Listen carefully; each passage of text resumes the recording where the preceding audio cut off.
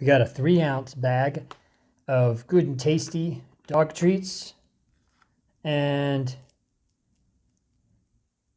they're kind of crunchy on the outside, and there's a little piece of something in the middle.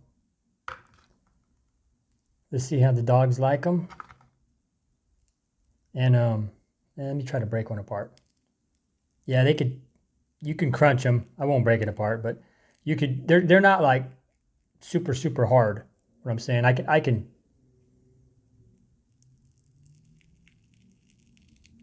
break it pretty easily. I guess I will break one apart, but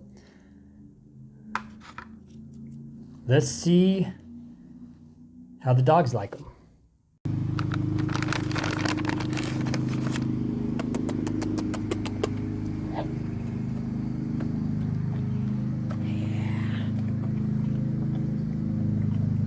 Good boy.